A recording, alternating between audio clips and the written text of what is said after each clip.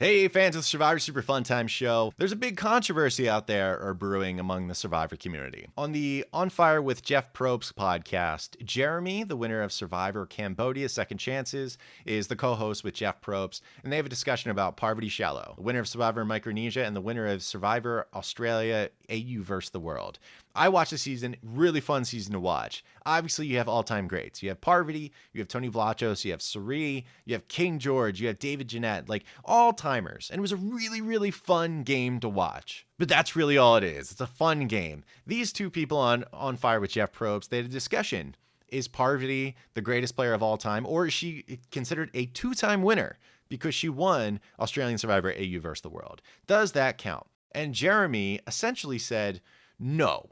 She's a 1.5 time winner in so many words. I happen to agree with them. And it's really tough out there because you have a lot of pushback on this. You have people like Kelly Wentworth and Lauren Ashley Beck who were saying right away, it's like, all right, shocker that a bunch of bros spearheaded by Jeff Probst are going to invalidate the win of a female player when Jeff Probst has historically skewed broy, which is true. I have a lot of love for female players, but the issue is with Parvati and winning Australian Survivor AU vs. the World, I feel it's different than a US Survivor win. For what it's worth, I think it's actually different than a legitimate Australian Survivor win too. And it's like a weird limbo, kind of like Jeremy was talking about. Is it a full win? In my mind, no. Is it a joke? No. And I had a hard time quantifying what I mean by that.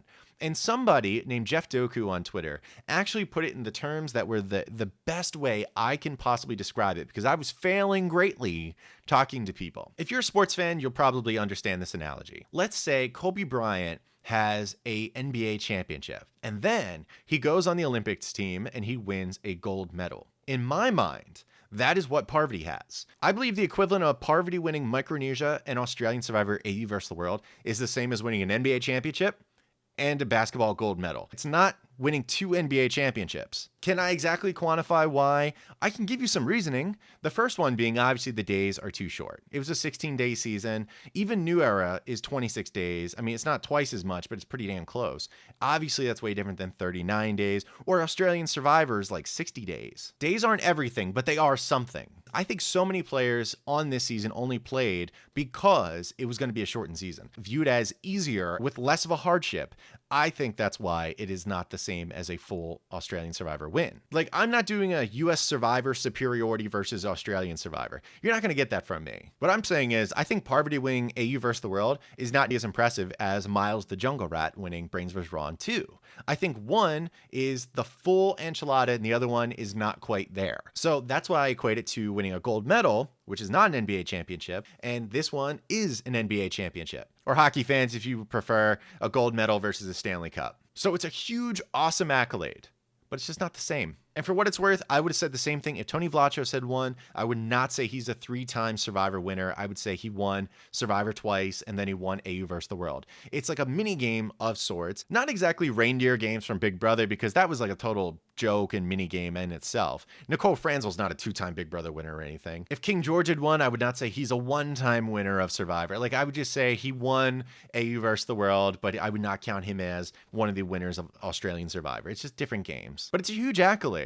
But listen, it was all subjective. It doesn't matter. Parvati won. She got her check, and she's awesome. And Australian Survivor is awesome. I mean, come on, dude. Like, I love that season. And she was dominant. Dominant. Although, she did have a few things in her favor, like her original tribe having more women than men, which is kind of her thing to galvanize all the women. And of course, pre-gaming, and she had her well-known ride or die on the season with her in Suri.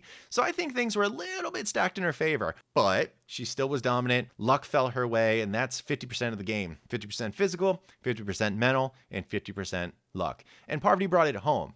I'm just saying, I probably agree with Jeremy in saying it's not quite a full win, but it's somewhere in between. And listen, I'm not trying to take away how good of a player Parvati is. She's probably top 5 all time, maybe. I mean, she's 1 for 4 in US Survivor, so, you know, she's not as good as maybe Sandra, but she's really good. I'm just saying I don't think she's a 2-time winner of Survivor up there with Tony and Sandra, in my opinion. Where do you think about Parvati's win? Let me know down below in the comment section. I would love to chat with you.